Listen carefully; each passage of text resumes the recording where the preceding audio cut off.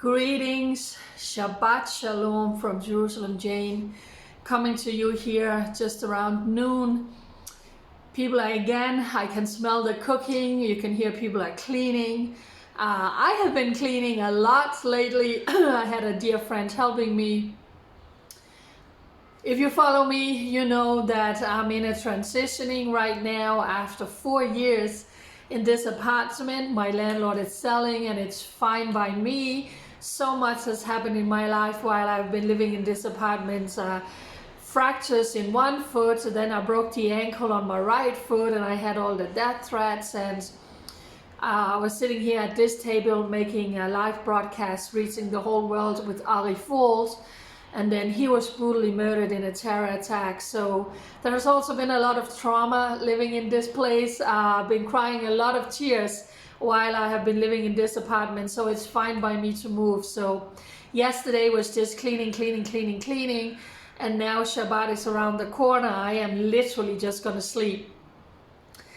I just want to make something very clear, because I can see foreigners are a little bit uncertain on exactly what's going on in Israel. So let me try and break it down for you. A new president was elected. Yes, Israel has a president, and they are elected for 7 years. The past 7 years, it has been Reuven Rivlin, who has been a sweet, like a grandfather for all of Israel. During his tenancy, his wife actually passed away. His term is coming to an end in July, and Israel elected a new president. His name is Yitzhak Herzog. He has been a politician for more than 15 years. He was the leader of the opposition, and he was elected, and he will be sworn in as the new president July 9. So Israel has a president. Israel is getting a new president. Then Israel has a prime minister, and he is the one in control. He's the one with the power. And for the last 12 years straight, that has been Benjamin Netanyahu from the Likud party. I know a lot of my people, a lot of my followers around the world love Netanyahu, and you have been praying for him, and that's the way it should be. Pray for the prime minister and pray for the leaders of Israel. You probably also know that we have had 4 elections in the last 2 years. Regarding politics, it has been very unstable here in Israel. And Prime Minister Netanyahu, even though he got most votes in the last election, he was not able to form a coalition where you need to have at least 61 mandates. Someone else succeeded in doing that. Yair Lapid, the leader of Yesh Atid, actually managed to form a unity government of 61 mandates. He's not going to be the prime minister first. That's going to be Naftali Bennett. So this is going to be like a rotation. First, the Yamina leader, Naftali Bennett, for 2 years is going to be prime minister. And then for the last 2 years, it's going to be Yair Lapid. They came together, they have been working very hard, and they managed to make a unity government for 61. They barely made it, but they have exactly 61. So it's very, very fragile.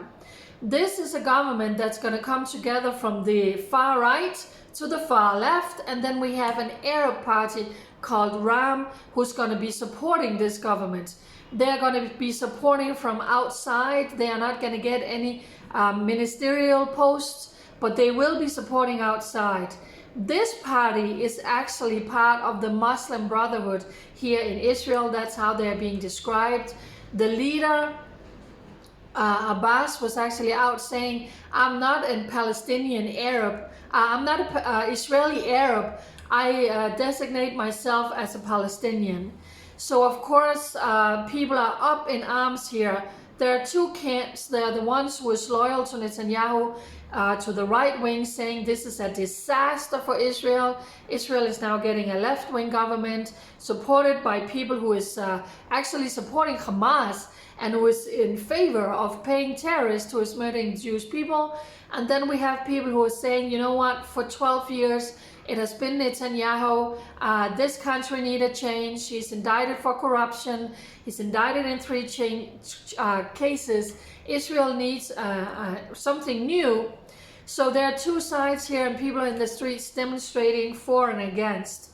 It looks like already this coming Wednesday, this new government could be sworn in. They're going to Knesset, they're going to have to vote. It only takes one person who is jumping ship saying, I don't want to do this, and then this coalition is going to fall. So all eyes are on Israel right now. A new president, looks like we're going to have a new government, which means Benjamin Netanyahu's time of Prime Minister of Israel is officially coming to an end. He has been the longest serving Prime Minister of all of Israel, and now of course then he's going to be the leader of the opposition.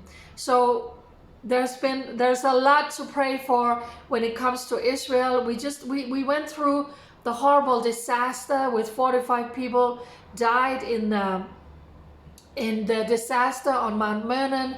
We have had the Gaza war. We are still having terrorist attack. Iran is still trying to wipe Israel on the face of the earth using their proxies, Hezbollah in the north, Hamas in the Gaza Strip, and now Israel is getting a new government. So this is turbulent times for the Holy Land.